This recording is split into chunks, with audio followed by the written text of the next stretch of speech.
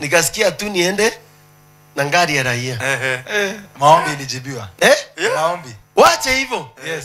Kufika Mbonda alichukua askari 4. Hakikisheni hao watu wamekuwa client na wamevuka ngambo ile nyingine. Na ikiwezekana wasaidieni hata ngambo ile nyingine. Kwa hivyo nilikuwa naambiwa weka hapo, leta makaratasi. Wanaingia kwa ofisi. Wanatoka na karatasi. Unashughulikiwa. Na hii yote sio mimi niliandaa. Hata Tanzania sikujua mtu. Lakini kumbe Mungu mwenyewe alikuwa ametayarisha. Na ndio nasema leo au andui ambao alikuwa kinyume na wewe, hiyo vita utapigana tena. Mungu mwenyewe ameshuka leo. Na anaposhuka